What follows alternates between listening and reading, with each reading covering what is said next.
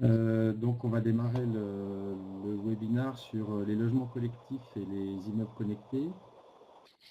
Donc voilà, aujourd'hui on est deux de la Fédération française de la domotique, donc Angelo Blo et moi, François Corrèze. On va faire le webinaire pendant une demi-heure. Il sera réparti en trois, enfin on va couper en trois parties. Donc une première présentation où je vais vous faire un bilan rapide du smart home et des logements connectés vu de mon expérience personnelle de conseil auprès des promoteurs et des bailleurs sociaux, plus général sur l'évolution du marché et des solutions actuelles. Et puis dans une deuxième partie, Angelo vous présentera la démarche plus opérationnelle d'AMO et d'accompagnement des promoteurs et sa solution Ma Smart Home. Troisième petite partie, réponse aux questions-réponses.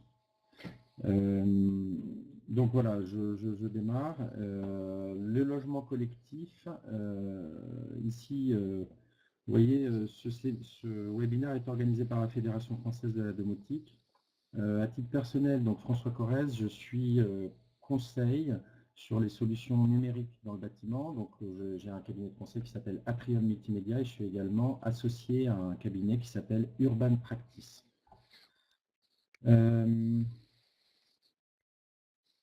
Très rapidement, la Fédération française de domotique, voilà, je vous le mets comme ça, je pense qu'on voit bien.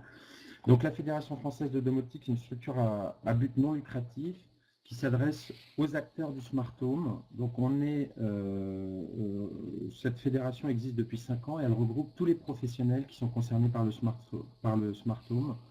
Donc beaucoup de métiers différents. C'était l'objectif et l'ambition de ce regroupement, de mettre autour de la table tous les acteurs, que ce soit des intégrateurs, des promoteurs, des fabricants, des formateurs, toutes les personnes qui vont travailler dans le smart home. Et notre objectif est donc d'avoir une plateforme de communication, d'échange de données, d'échange de technologies, de réflexion sur le marché. Alors on est tous volontaires et c'est à but non lucratif et on vous propose de nous rejoindre si vous ne faites pas encore partie de la fédération. On est actuellement 320 membres, à peu près la moitié sont des toutes petites structures, des intégrateurs, des installateurs, et puis la moitié des plus grosses structures. Donc voilà, là il y a rapidement des fabricants, des intégrateurs, des opérateurs télécoms, des assistants à maîtrise d'ouvrage, bureaux d'études, fournisseurs d'énergie. Quelques gros acteurs comme ABB, Deltador, EDF, Orange, etc. Venez nous rejoindre. Alors j'attaque le vrai sujet, donc le marché du smart home. Donc si on peut commencer par l'historique de la domotique, qu'on appelle maintenant un peu domotique 1.0. Donc la domotique a vraiment démarré dans les années 80. Tout ce qui était informatisation dans le logement. Il y a eu un vrai engouement en 85-86. Et malheureusement, les technologies n'étaient pas prêtes. Les protocoles étaient n'étaient pas interopérables. Et puis en 1992-93, quand il y a eu une vraie crise dans le bâtiment, on a vu un arrêt net des développements de la domotique, au moins dans les logements collectifs. Donc la domotique est devenue un marché de niche, vraiment réservé aux logements de luxe. Alors on appelait ça la domotique pour la maison du footballeur. Voilà, donc c'est des solutions qui coûtaient entre 10 et 50 000 euros, on va dire, en étant très large. Et ces solutions se sont développées surtout dans les logements de luxe et les grands bâtiments, le tertiaire. Aujourd'hui, on voit une pénétration de la domotique qui est relativement faible, environ 10 000 logements neufs construits en 2015. Ce sont des estimations puisque c'est des chiffres qui sont très difficiles à obtenir. Le marché du logement connecté, on peut le couper en plusieurs segments. On a le collectif accession, le collectif social, le logement individuel, et puis en neuf et en rénovation. Aujourd'hui, on va surtout se concentrer sur le logement collectif à l'accession et le logement collectif social pour vous parler des évolutions dans ce domaine. ce qu'on voit apparaître de plus en plus, c'est cette notion de service à l'habitat. Parce qu'on n'est pas du tout dans une logique de faire de la domotique pour faire de la technologie. L'objectif est bien d'apporter du service aux résidents. Donc, quand on s'interroge sur quels sont les services qui intéressent les gens, on a défini cette palette de services qui va de l'accès Internet, entertainment, le confort, la gestion d'énergie, la sécurité, et puis autour des seniors, silver economy, maintien à domicile, santé, etc. Donc, cette vision servicielle permet de vraiment réfléchir à quoi va servir la domotique et pas installer de la technologie. Concernant l'immobilier collectif, on voit que mettre en œuvre ces solutions de services dans le logement nécessite vraiment d'adapter les logements d'un point de vue technologique et d'avoir cette réflexion en amont quand on construit un immeuble neuf et pas après. Alors je reviens un peu à l'historique de la domotique. Les solutions de domotique avant étaient vraiment filaires. Elles existent depuis les années 80, elles se sont améliorées, optimisées. Et les solutions qu'on mettait en œuvre il y a encore 4-5 ans, c'était des solutions de type MyHome de Legrand, là c'est clair, opérationnel, là, et des solutions de KNX, Schneider, Hager, ABB, Siemens, etc. Sachant que ces solutions existent bien évidemment encore et sont tout à fait, permettent de répondre à des attentes précises. Ce qu'on voit depuis 2-3 ans, c'est une vraie rupture dans ces technologies et dans le marché de la domotique.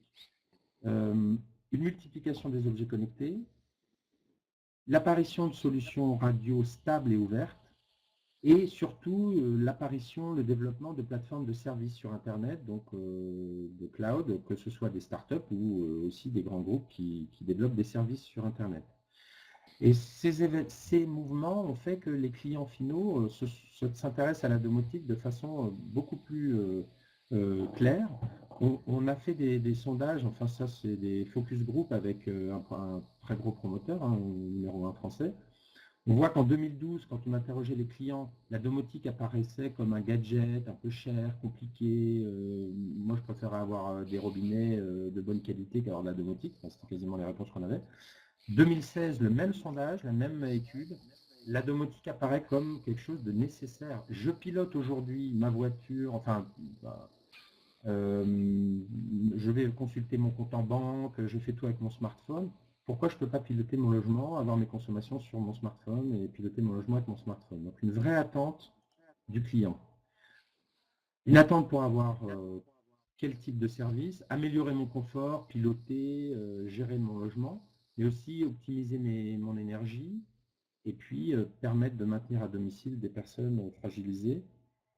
On a aussi des attentes autour du télétravail, des loisirs numériques. Alors là, on sera plus sur l'accès Internet à très haut débit, mais qui vient aussi en complément du smart home. Et puis, on a cette attente des clients d'intégrer des objets connectés dans des solutions de domotique. Là, un focus sur les objets connectés, on voit une vraie tendance de fond. On parle de 50, 80 milliards d'objets connectés d'ici 2020. Alors, c'est très flou, évidemment, mais on a vraiment cet engouement. Ça peut être, vous voyez, Nest, donc des thermostats connectés, mais aussi autour de la santé, des balances, des prises de tension, des serrures, etc. Donc, le connecté débarque réellement dans les maisons. Ce qui nous intéresse aujourd'hui ici, c'est ce qui concerne la maison et le pilotage de la maison. On n'est pas dans l'objet connecté grand public comme le bracelet Fitbit, bien qu'il puisse parfois être utilisé pour faire du maintien à domicile.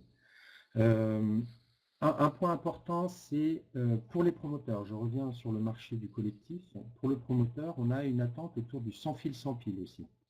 C'est quelque chose qui plaît beaucoup. Si on met des solutions radio qui ont des avantages de mobilité, on peut mettre des interrupteurs un peu partout dans le logement, on peut les déplacer.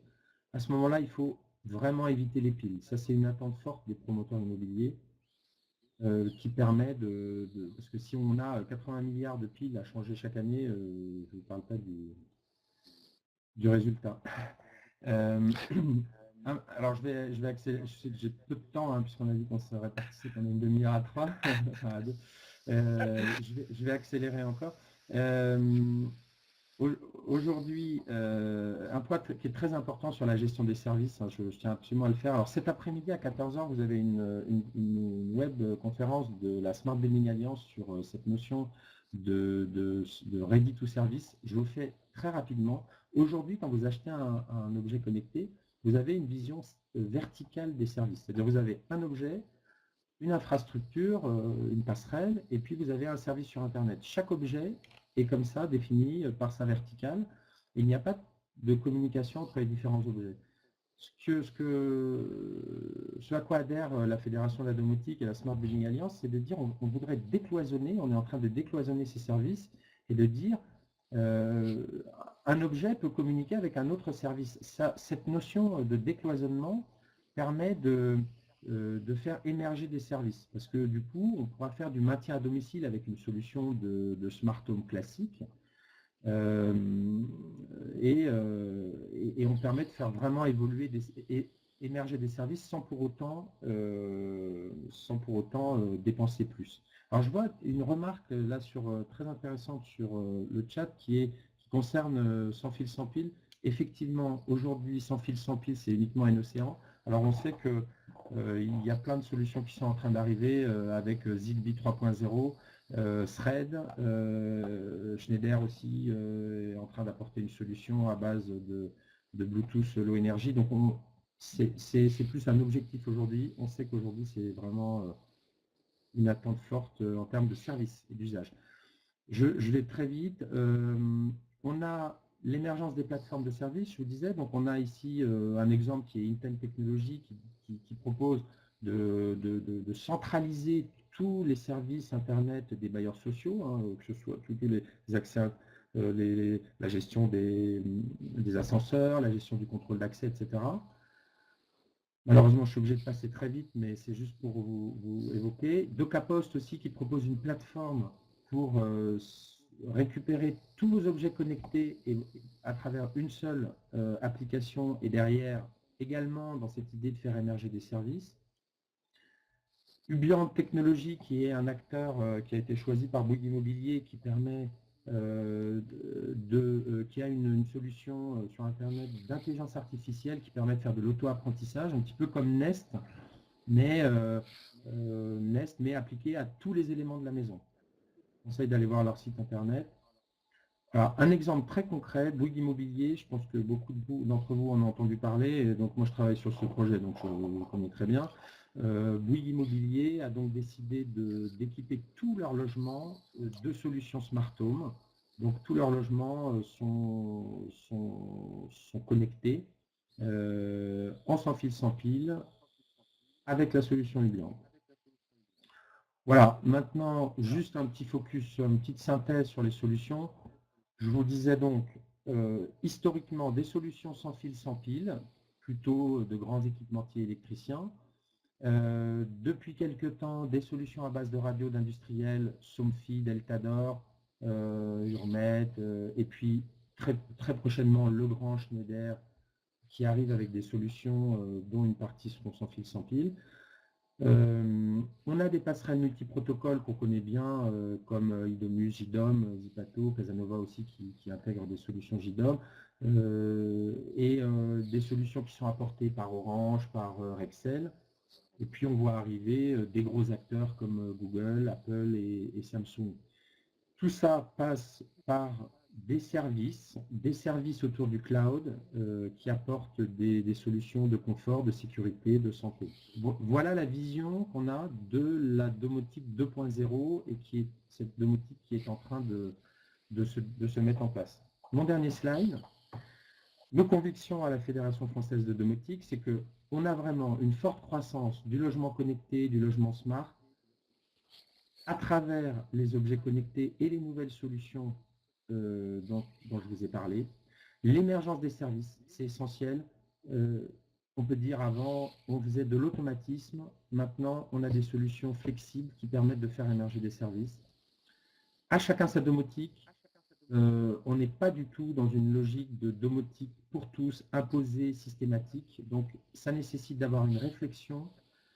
ça nécessite de proposer aux clients des solutions adaptées à ses besoins. Un point sur l'interopérabilité, je vous ai parlé de Ready to Service de la SBA. Donc, arrêtons de vouloir pousser des solutions verticales dans lesquelles on vient s'enfermer. Une solution propriétaire d'un industriel. La domotique dans le logement collectif est encore très loin du plug and play. Donc là, on insiste beaucoup, et nous on insiste beaucoup auprès des promoteurs et des bailleurs sur la nécessité d'accompagner. Et c'est pas parce que je suis AMO, mais je le dis, je peux le dire quand même, mais on a beaucoup de cas où quand on n'accompagne pas, c'est un fiasco, les gens ne l'utilisent pas, la solution technique n'est pas adaptée. Donc on recommande de faire un low smart dans les cahiers des charges.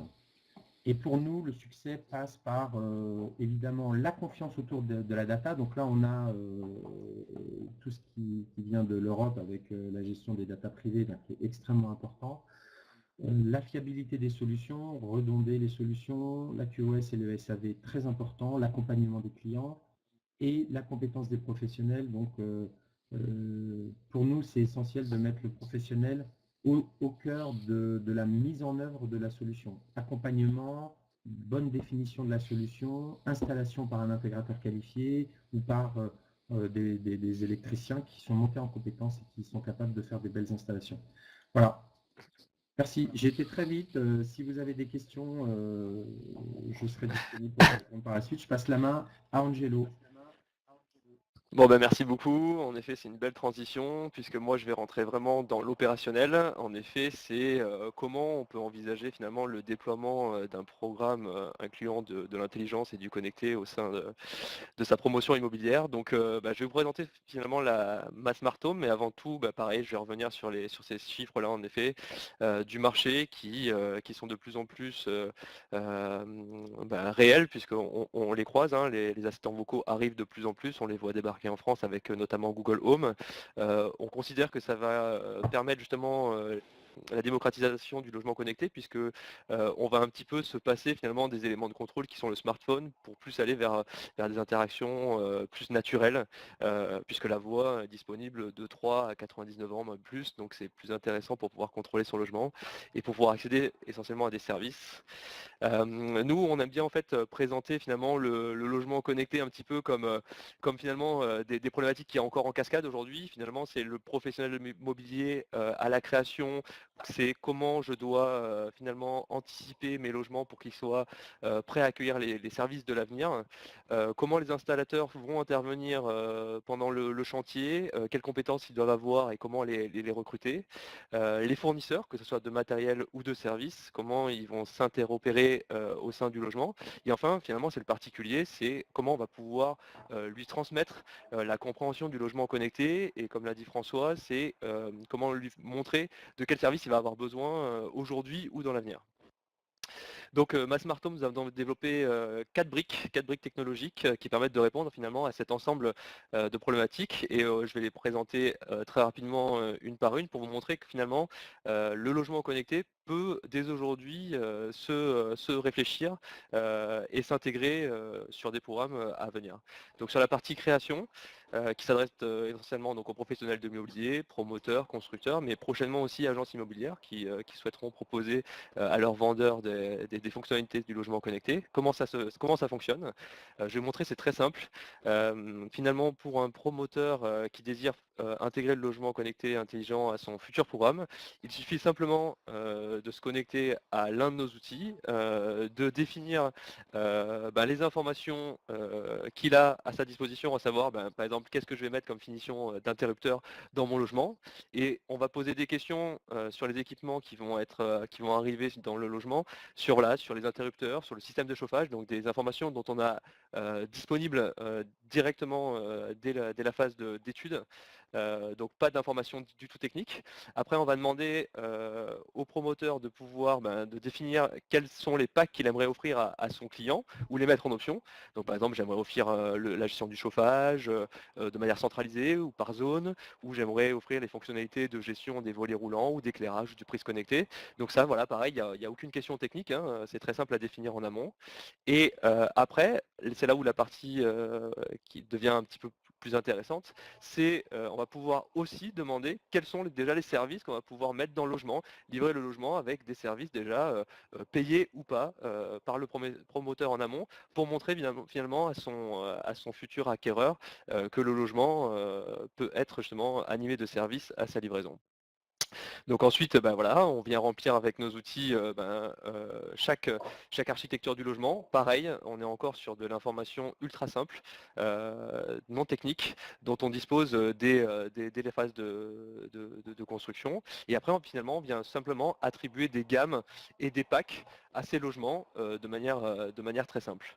Et là où ça devient intéressant, c'est qu'on peut maintenant dorénavant envisager finalement le logement connecté intelligent comme une opportunité de business, puisque avec une préétude, on est en mesure de définir des tarifs, une estimation tarifaire sur lesquels en fait on va pouvoir réaliser une marge à la revente de ces logements. Donc voilà un petit peu, là c'est une présentation donc très rapide du produit, mais en fait on peut s'apercevoir que voilà, en quelques clics, on peut simplement, avec des informations que l'on connaît, proposer finalement des fonctionnalités du logement connecté et intelligent et avoir très rapidement une estimation tarifaire. Donc ce qui nous amène un petit peu voilà, à la brique numéro 2, c'est comment sélectionner les bons professionnels. Donc soit on peut faire intervenir les professionnels avec lesquels on travaille déjà, et donc du coup il faut maîtriser ses compétences, donc être en mesure de savoir si oui ou non il va être capable de délivrer les solutions sélectionnées. Donc soit on pousse son installateur, soit on peut faire appel justement voilà, au réseau de la Fédération française de domotique ou à des installateurs qualifiés. Donc on a développé un outil pour ça. Je passe assez rapidement sur ça, sinon on n'aura pas le temps.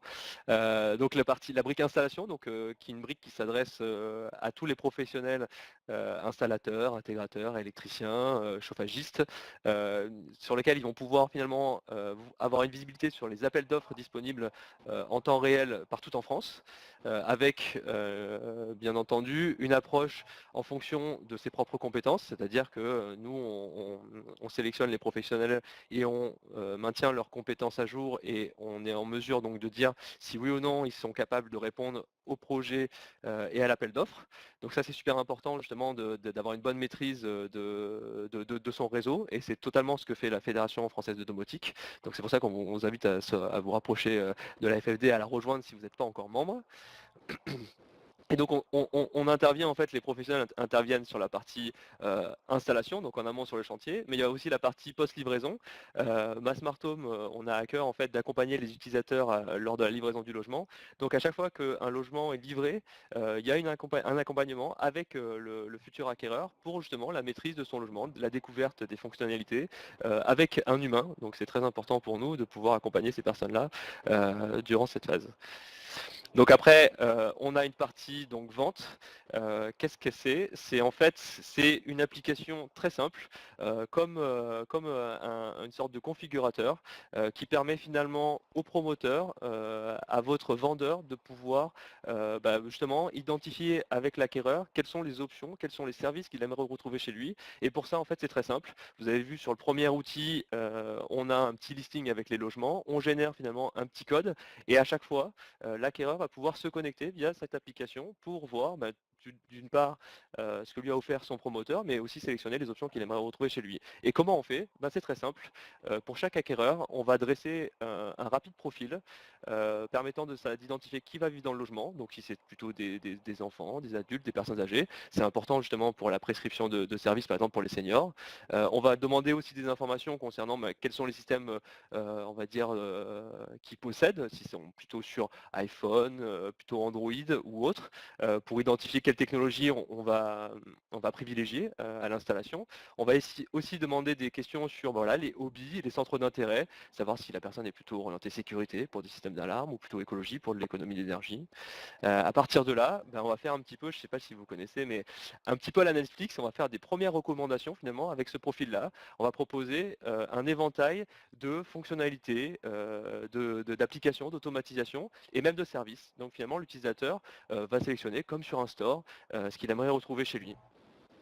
Donc là, en fait, on vous présente, c'est très simple d'appréhension. L'utilisateur, il n'y a aucune information technique. Pour vous prendre un exemple rapide, si on va dans le réveil en douceur offert par le promoteur, on peut s'apercevoir très rapidement que les fonctionnalités qui vont être engagées sont un réglage des thermostats, donc optimisation de la température dès que la personne va se lever, passage de température de nuit à température de jour, la simulation du nombre par exemple avec les éclairages connectés ou des ampoules connectées de couleur, ou l'ouverture par exemple des volets roulants, puisque par exemple le promoteur a pu anticiper cette fonctionnalité à la création. Et là en fait on s'aperçoit par exemple qu'il y a la playlist musicale mais qu'il y a un matériel manquant. Par exemple le promoteur forcément il n'a pas financé aussi cette partie-là enceinte connectée, mais l'utilisateur peut la rajouter, donc soit pendant la phase de commercialisation avec son promoteur, soit post-livraison de manière très simple, donc on va voir comment ça se passe. Donc l'utilisateur a juste à cliquer sur matériel manquant. Donc là, en fait, on le redirige vers l'achat de ce matériel. Ce qui est intéressant avec notre plateforme, c'est que vu qu'on sait exactement ce qui a été préconisé pendant la phase de construction et mis en place dans le logement, on est capable de pousser uniquement les produits qui sont compatibles et interopérables finalement avec cette solution-là. Donc notre solution, en fait, automatise finalement cette approche-là et donc propose justement à l'utilisateur que de sélectionner les produits qu'il aimerait retrouver chez lui. Donc là, par exemple, on a voilà, un ensemble d'enceintes connectées qui peut sélectionner et donc se les procurer où il veut. Et ce qui est intéressant, c'est que sur l'exit, soit l'utilisateur fait l'installation donc manuellement, donc là on l'accompagne avec des tutos, soit justement il fait appel à un installateur, donc pareil, un spécialiste, et donc ça retourne dans le cahier des charges finalement du promoteur, si par exemple il a prévu en TMA. Donc je vais finir sur la partie usage et serviciel, donc, ce que parlait tout à l'heure François, la partie la plus intéressante. Et en effet, voilà, il y avait des acteurs comme Intent Technologies, il y a le Hub de la Poste, il y a Ubiant. Également, MassMartHome, en fait, on a vocation à faire une plateforme de services, donc ce qui permet en fait finalement de faire de la remontée d'informations de manière uniformisée de divers matériels pour pouvoir après permettre à des prestataires extérieurs de pouvoir fournir leurs services. Donc là, on a pris quelques exemples. Senior Adom, par exemple, qui fait du vieillissement à domicile, qui se base en fait sur l'analyse en fait des comportements via les objets connectés présents dans le logement, prises connectées, détecteurs de mouvement, détecteurs d'ouverture, et qui est en mesure derrière de délivrer un service d'identification voilà, de problématiques. On a aussi comme Watt sur l'autoconsommation et les assureurs en fait qui peuvent également voilà, se baser sur une analyse de détection d'inondation ou de détection de fumée pour déclarer un sinistre plus rapidement et faire intervenir un professionnel. Donc voilà, des services comme ça, on va en voir de plus en plus dans le logement connecté intelligent. Il y en a qui arrivent et si on prévoit bien en amont voilà, toute cette phase-là d'équipement, forcément les services vont pouvoir se plugger de manière très simple. Donc voilà, pour conclure sur la présentation de MassMarThome, ce qu'on préconise, c'est de ne pas contractualiser avec un seul fabricant de matériel, puisque aujourd'hui, il y a pas mal de choses qui sortent sur le marché et pas mal de choses intéressantes. Donc ce qui est intéressant, c'est de pouvoir piocher en fait finalement chaque produit là où il est le meilleur et l'interopérabilité fera le reste. Bien entendu, c'est écouter vos clients et leur laisser le choix. En effet, chacun dose son logement connecté en fonction de ses besoins, ses envies. Pas besoin de système de sécurité pour tout le monde. On peut ajuster en fait en fonction des envies et aussi voilà d'avoir des installateurs adaptés à chacun de vos projets, puisque chaque solution technologique, chaque programme est unique. Donc identifier vraiment les bonnes compétences en fonction de la géolocalisation aussi des programmes. Et nous, voilà, pour pouvoir définir une petite tarification, MassMarThome, voilà, c'est un tarif qui commence à 99 € par mois dès le début du programme, de l'audit jusqu'à en fait la livraison du programme, et après qui varie forcément en fonction de la volumétrie et des options sélectionnées. Bon voilà, j'ai essayé de faire rapide. Merci beaucoup. Voilà, maintenant je pense qu'on est ouvert aux Moi, questions. j'ai vu passer, N'hésitez pas à les j'ai formuler. vu deux questions. Oui, voilà, n'hésite Je pas. peux y répondre sur le fil, là, le chat. Donc, j'ai vu une question sur la sécurité. Donc, où en est-on au niveau de la sécurité aujourd'hui? Moi, je peux dire que les solutions qu'on a mis en œuvre, par exemple la solution Flexum, puisque aujourd'hui je la connais bien, aujourd'hui on est sur une sécurité qui équivaut à un accès bancaire. Donc ça veut dire beaucoup et pas grand-chose. D'un point de vue informatique, on sait ce que c'est. Maintenant, il est évident que quand des hackers arrivent à attaquer le Patagone, on sait que la data et la sécurisation est un vrai sujet. Voilà. Donc c'est un vrai sujet. Aujourd'hui, on est sur des sécurisations de type bancaire et on fait également des tests de hacking, de bilan complet sur le stockage des données, l'anonymisation des données, etc. pour être bien conforme avec la réglementation européenne. Ce qu'il faut savoir aussi, c'est qu'il y a beaucoup de débats sur est-ce qu'on doit être sur le cloud ou est-ce qu'on doit être à l'intérieur du logement, l'intelligence, est-ce qu'elle est déportée, est-ce qu'elle est dans le cloud. Bon, ça, on ne va pas le résoudre en 30 secondes ici. Il y a des avantages et des inconvénients dans les deux solutions. Je propose à ceux qui sont intéressés par ce sujet de me recontacter. J'ai vu une question sur le KNX. Alors, j'ai vu une remarque comme quoi le KNX sans fil, sans pile existait. Si quelqu'un veut me renseigner, c'est très intéressant puisque KNX, évidemment, est un protocole très utile et très intéressant, notamment dans le petit tertiaire. Alors, dans le logement, aujourd'hui, on a eu quand même il faut mettre en œuvre, c'est une certaine complexité quand même. Donc là, je suis aussi ouvert au débat. Ce que je sais, c'est qu'on a des multiples possibilités, de multiples options quand on installe une solution de smart home. On peut avoir du tout sans fil, sans pile, du tout filaire, et on peut aussi avoir une base filaire et des extensions sans fil radio qui peuvent évoluer par la suite. Donc c'est pour ça qu'il y a besoin de se poser quand on a un projet et puis d'y réfléchir. Angelo, je ne sais pas si toi tu as vu d'autres questions. Et s'il y avait une question juste sur Je vois pas mal d'adresses email passer pour les présentations, donc oui, moi aussi, bien aucun entendu. souci de donner mes présentations. Donc ça, Voilà, laissez vos adresses email, nous, on va vous les envoyer laisser vos directement. adresses email parce qu'on va récupérer dans le flow, on enregistre le chat, donc on va pouvoir récupérer toutes vos adresses email et vous transférer nos présentations et puis vous transmettre comme ça nos adresses également pour tout sujet. Là, c'est vraiment court puisqu'on a choisi une formule où on est deux à intervenir. Alors, une demi-heure à deux, c'est vraiment très court. Moi, je sais que j'ai dû passer, survoler très vite les sujets. Pareil. Voilà. Donc, mais on reste ouvert justement pour les discussions. Voilà, on peut vous envoyer justement les présentations et après discuter par la suite avec vous de manière plus individualisée. Si vous avez des questions à ce que j'ai dit, le cloud est incontournable. Aujourd'hui, je pense que le cloud est incontournable. Je ne vais pas me faire que des amis, mais quand tout dépend de ce qu'on veut offrir aux clients. C'est-à-dire que si on veut offrir des services évolués et qui soient ouverts, on est obligé d'aller vers le cloud. Parce que, comme disait l'exemple que tu donnais, Angelo, tout à l'heure, si j'ai une solution de domotique et que je veux faire du maintien à domicile en utilisant les capteurs, les interrupteurs et les capteurs, j'ai une solution smart home à la maison. Je veux savoir si ma mère a un souci. Si je vois qu'à 10 heures, elle n'a pas appuyé sur l'interrupteur et elle n'a pas consommé d'eau, sans rajouter de matériel, donc alors on a une vraie logique green, d'économie d'énergie, d'économie de matériel et d'économie de coûts. Sans rajouter de matériel, on va pouvoir avoir des alertes. Voilà, donc c'est typiquement ce genre de choses, ça peut se faire que sur le cloud. Il faut que les données sortent du logement et soient mises à disposition de plateformes de services. C'est ça la logique de ces services sur le cloud. Voilà, donc ça c'est... Je regarde s'il y a des questions encore. Ah, IFTTT. IFTTT, c'est sécurisé. Je n'utilise pas IFTTT à titre perso, donc je ne sais pas. Alors moi je l'utilise à titre personnel et c'est une bonne question. En effet, aujourd'hui IFTTT assure quand même, de par ses connectiques API, une certaine sécurité. C'est pas des données ouvertes, donc c'est bien sécurisé pour la transmission d'API, pour pouvoir accéder au flux de données. Pas tout le monde peut y accéder. Après, la problématique de sécurisation, elle est toujours, c'est des goulets d'étranglement. On sait, c'est par exemple, ça peut être le mot de passe Wi-Fi. Et là, dans le cas de IFT, ça peut être le mot de passe en fait du compte utilisateur. C'est là où il y a le premier point de friction de la sécurité. Donc, en effet, derrière les communications sont sécurisées entre les serveurs, puisqu'il y a un haut niveau de sécurité demandé par IFTTT pour créer un channel.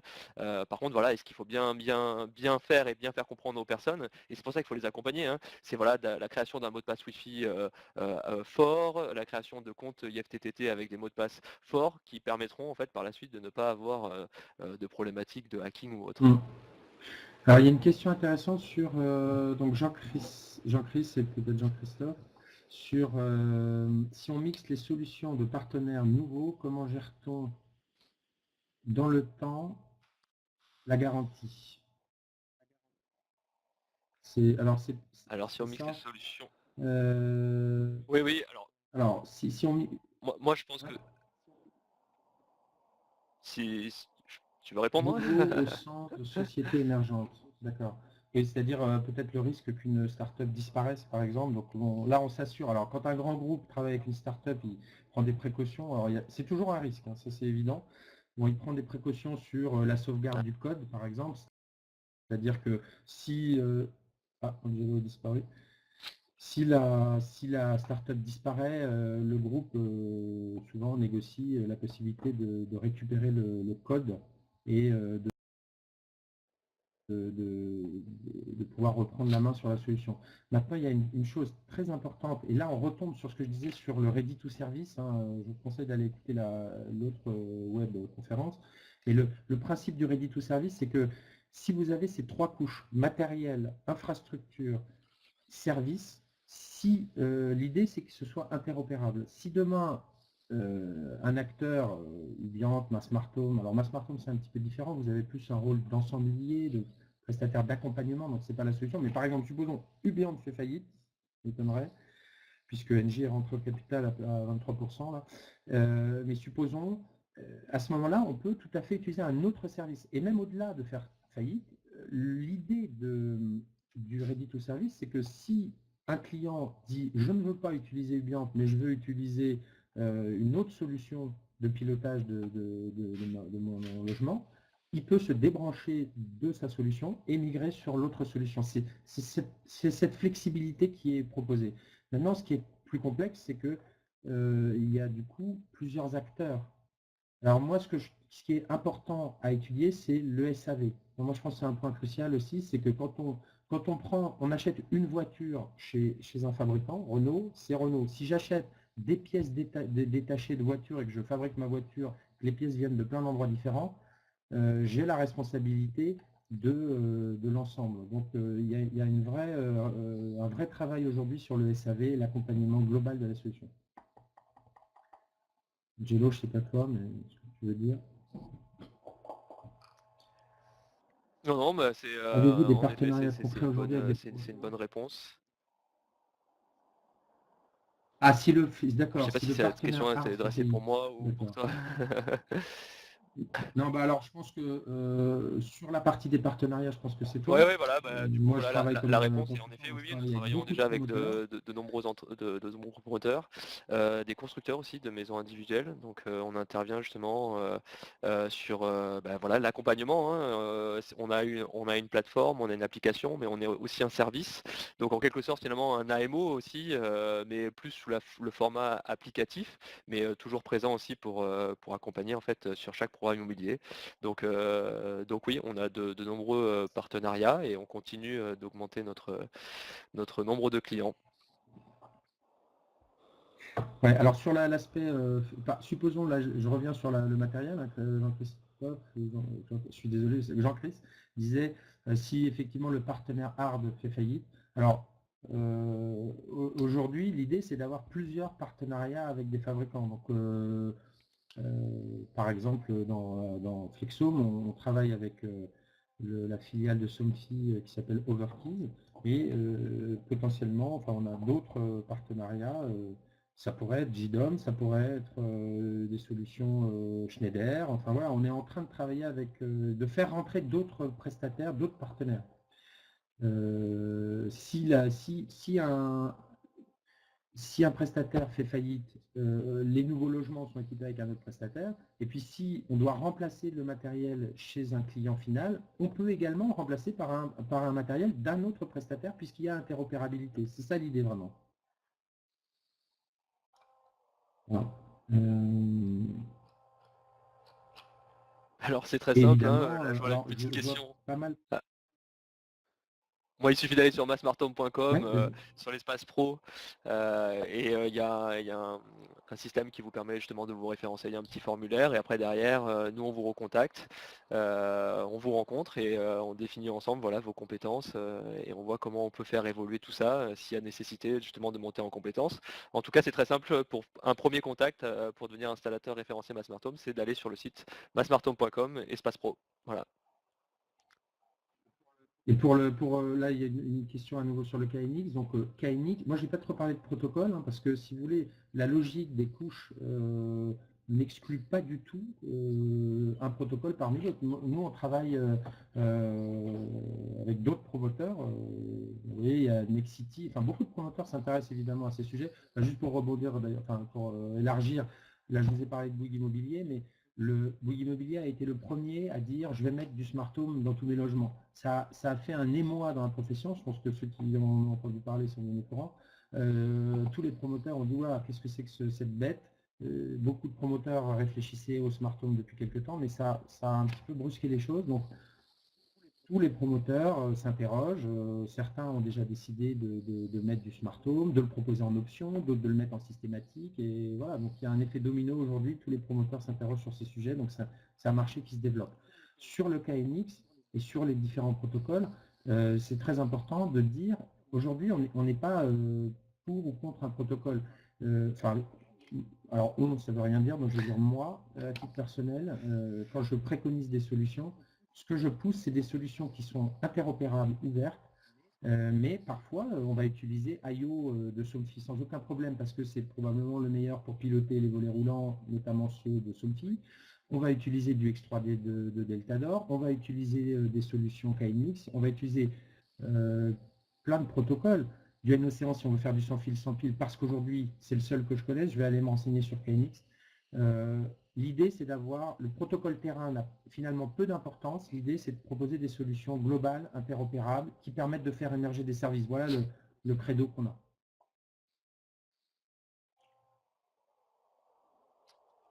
Quelles questions se posent aujourd'hui les dirigeants d'entreprise comme Somfy, Schneider Electric, ABB? Quelles questions? Ah, ça, ils s'en sont posés. Ah oui, bah là je pense que concrètement, concrètement pour discuter aussi avec eux, c'est après voilà, je peux pas me mettre à leur place non plus, mais ce qui se passe, c'est que je pense qu'il y a eu un moment, enfin un long moment de création de solutions, on va dire, plutôt propriétaires. Chacun essayant voilà, de faire des effets de gamme, donc de compléter leur gamme avec un protocole qui était propriétaire.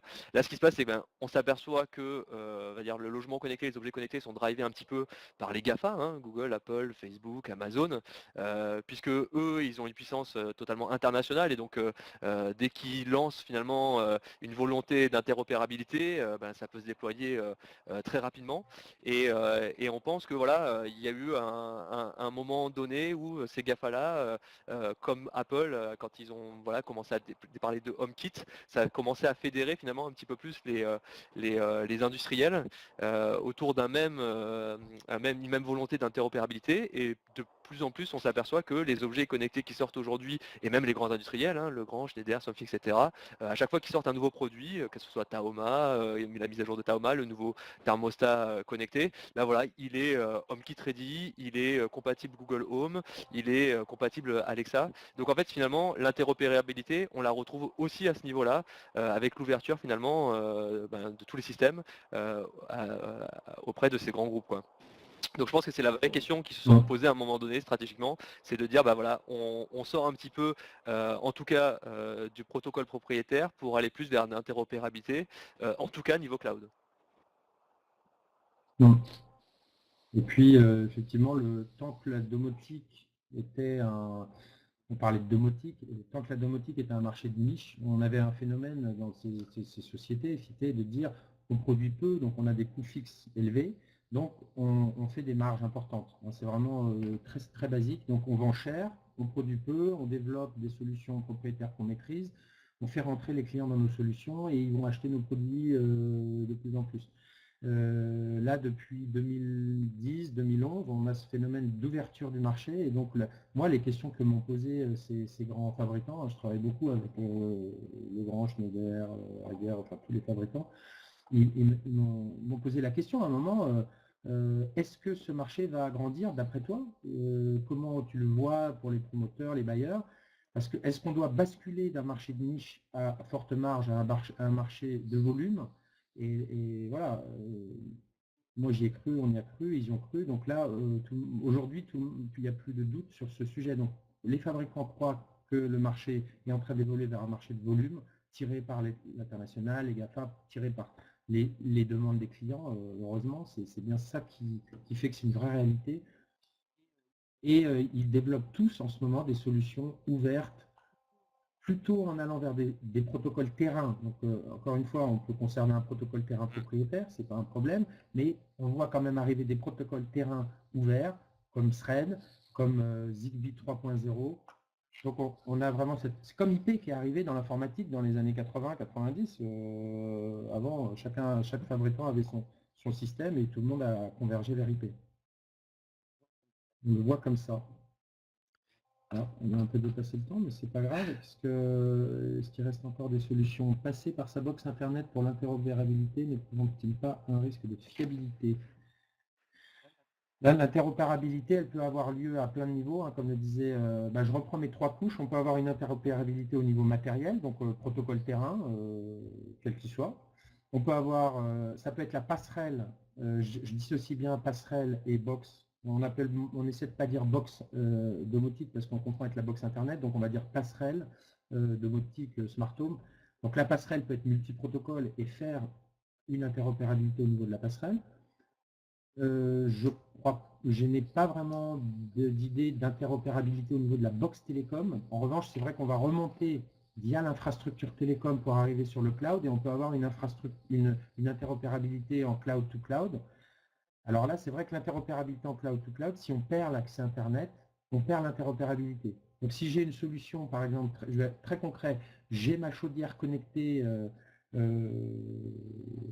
Ariston, ou peu importe, Bosch et qui communique sur Internet, sur le cloud du fabricant, et il me donne accès via des API, donc une porte logique Internet, et mon application de pilotage de domotique commande ma chaudière via cette API. Si je dis, je suis chez moi, je dis je pars, je ferme tous les volets, j'éteins toutes les lampes et je baisse mon chauffage, évidemment, si j'ai plus accès à Internet, j'ai plus accès au service, même si j'ai un bouton physique qui gère ce scénario. Alors, ce qu'on fait, c'est vraiment, on travaille beaucoup sur la redondance physique, c'est-à-dire, ce qu'on veut, c'est que si la box tombe en panne, la box Internet, si la passerelle smart tombe en panne, on veut que quand on appuie sur l'interrupteur, ça allume la lampe. Donc, il faut qu'il y ait un appairage physique local, que ce soit KNX, un océan, peu importe. En revanche, tous les services évolués, bien sûr, si on n'a pas Internet, ils ne fonctionnent plus. Mais aujourd'hui, c'est la seule solution pour vraiment les faire fonctionner.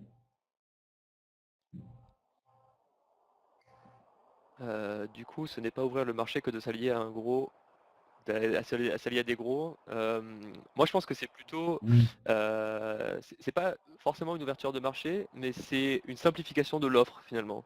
Lorsque voilà, il y a une mise à jour de l'iPhone avec l'arrivée de l'application maison sur l'intégralité des personnes qui ont le dernier iPhone, justement ça éveille la curiosité et aussi ça simplifie finalement le parcours de l'utilisateur qui souhaite se dire qu'est-ce que je peux faire finalement avec cette application maison, comment je peux m'équiper, et c'est là où ils ont une force énorme, les GAFA, c'est à simplifier finalement l'approche pour l'utilisateur, de se dire voilà, si je souhaite m'équiper demain, j'ai juste besoin d'un équipement compatible, et voilà, d'être accompagné via des labels, via des personnes, que ce soit en magasin ou que ce soit directement via ces applications. Donc pour moi, en fait, les GAFA, c'est vraiment une simplification de l'offre et surtout pour l'utilisateur final et une meilleure compréhension de ce que peut lui apporter voilà, son logement. Moi, je vois les GAFA comme aussi une brique parmi d'autres, parce que je ne pense pas que Google ou Apple arrive en disant je vais faire toute la domotique, Ah oui, et d'ailleurs je n'y crois vraiment non absolument plus. pas, parce que j'ai longtemps travaillé chez SFR, qui était un acteur assez puissant dans les télécoms. Un acteur seul comme ça ne peut pas, enfin à mon avis, ne peut pas imposer sa solution. Et surtout, ce qui est très difficile pour un acteur qui est basé en Californie, c'est de rentrer dans la maison d'Angelo à Toulouse. Je veux dire, c'est très difficile. Donc là, on a vraiment besoin de toute la chaîne de valeur. Enfin, c'est vraiment quelque chose auquel on croit beaucoup. Des installateurs, des intégrateurs, des prestataires, des accompagnateurs, du SAV en local et des solutions physiques des fabricants locaux. C'est très important. Quand je parle de Google, aujourd'hui, c'est plutôt, oui, si j'ai une Google Home, je peux piloter mon installation qui sera composée de différentes technos physiques. Alors, je vois une remarque sur la verticalité, puisqu'on disait tout à l'heure, on était vertical avec Somfy, Nest, etc. Et puis finalement, on le reste encore, parce que c'est une verticalité organisée via Internet. Mais alors, enfin, c'est comme ça que je comprends la question d'Eric. Bah, nous, on préconise d'avoir une ouverture le plus bas possible.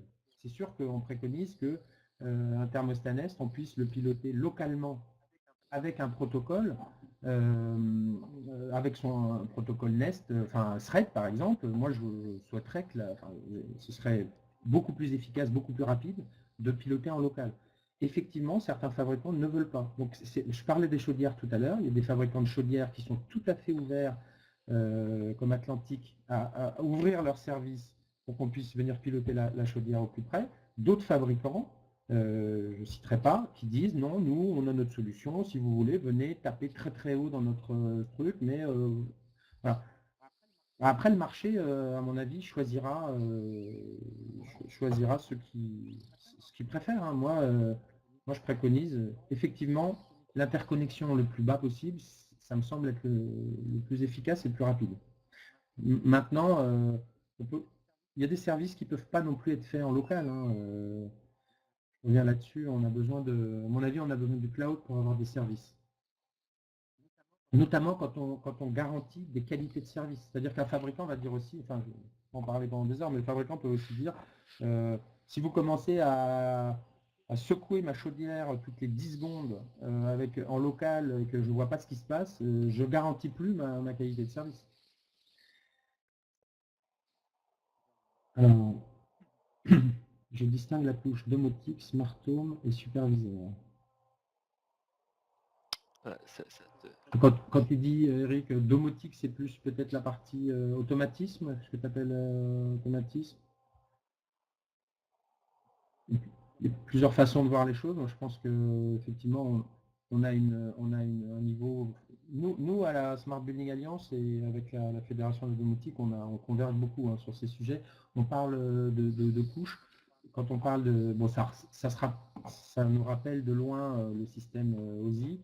Donc, on a une couche matérielle qu'on peut appeler domotique, hein, qui serait automatisme local, etc. Une couche infrastructure, une passerelle, une infrastructure télécom qui permet de concentrer la data et de la faire sortir du logement. Et puis une couche de service. Dans la couche de service, il peut y avoir du service vraiment au client final, gestion de l'immeuble, optimisation des services enfin, maintien à domicile, tout ce qu'on disait tout à l'heure, confort, etc. Et puis des services aussi de gestion de flotte, de parc de matériel, gestion de SAV, etc.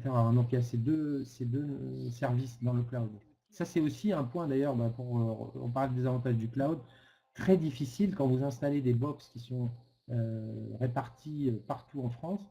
Si vous n'avez pas de cloud pour surveiller ce qui se passe, vous ne pouvez pas. Donc, vous n'avez aucune visibilité sur le bon fonctionnement.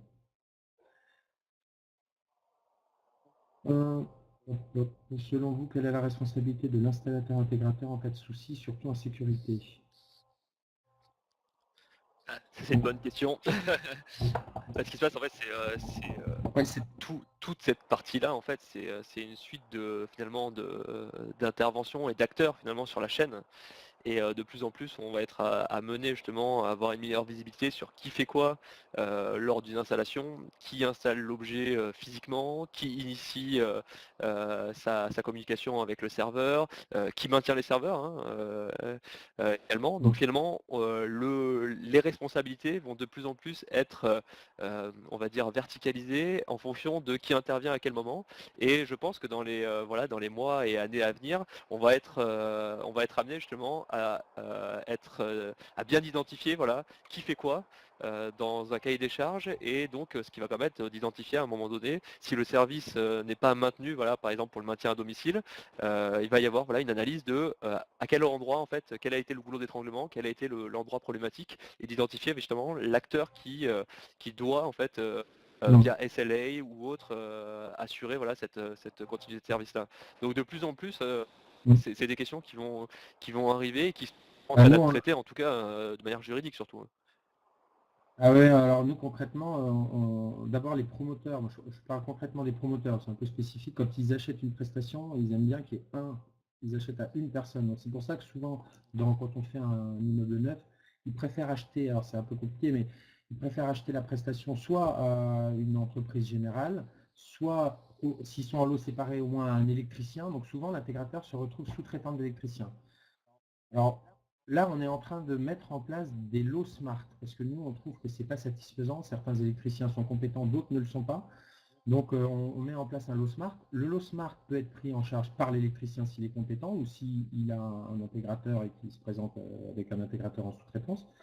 Là, le responsable vis-à-vis du promoteur, ça va être celui avec qui le promoteur a contractualisé, enfin a acheté, à qui le promoteur a acheté la prestation. Donc, en l'occurrence, celui qui a le lot. Ça, c'est pour la responsabilité, par exemple, biennale ou décennale.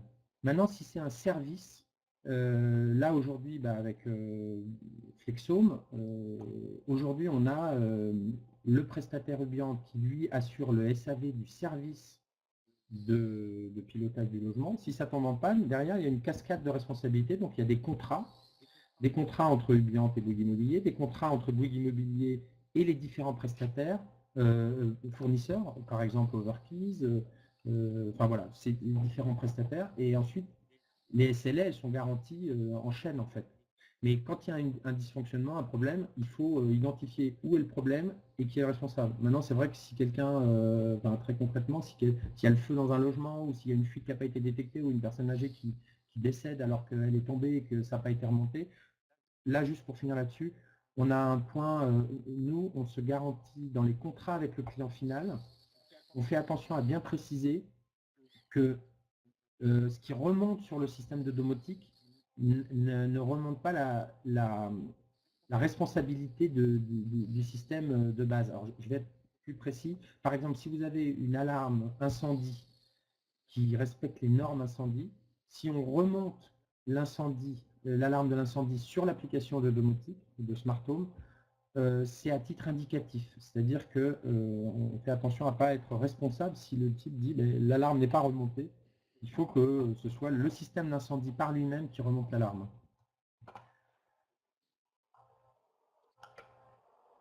Alors les SLA, nous on contractualise les SLA, oui. Ça, mais ça, bon, c'est comme dans les télécoms, hein. Il y a des contrats de performance, de disponibilité, avec des pénalités. Mais c'est compliqué, hein.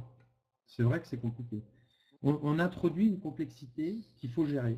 Voilà. C'est pour ça qu'il faut l'accompagner au début, l'accompagner pendant et l'accompagner aussi après. Donc on entend aussi beaucoup parler d'arrivée d'un nouveau métier qui serait opérateur de service dans le bâtiment, dans le bâtiment résidentiel, hein. On en parle avec les syndics, avec les bailleurs sociaux, comme dans le tertiaire en fait. Alors, une question. Quel discours pour convaincre les architectes qui sont parfois... Oui. Quel discours pour convaincre les architectes qui sont peu... Oui. Nous, on parle beaucoup de services. Alors, vas-y, Angelo, de ton côté. Usage, service.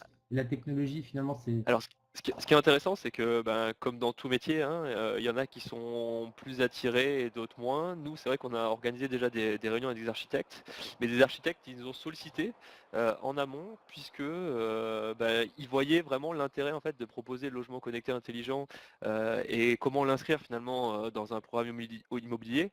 Aujourd'hui, en effet, c'est comme les électriciens, hein, il y en a qui vont passer le cap de se former à ça et d'autres non.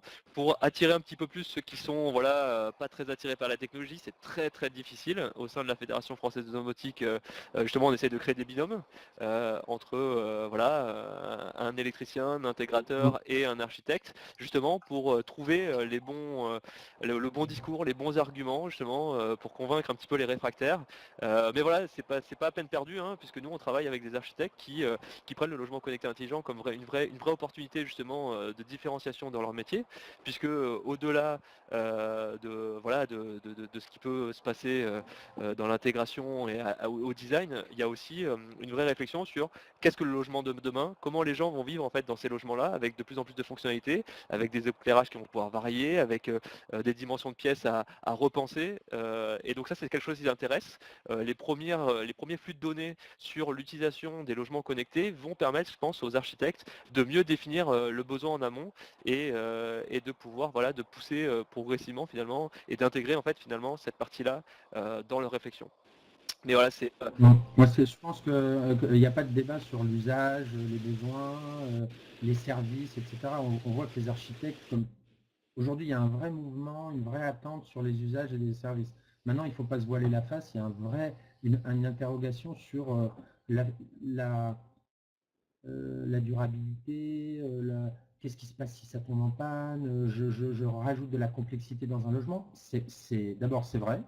Et ensuite, c'est une question qui arrive et qui se pose réellement. Donc, il faut y répondre. Donc, nous, ce qu'on préconise, c'est ce dont je parlais tout à l'heure, c'est de la redondance et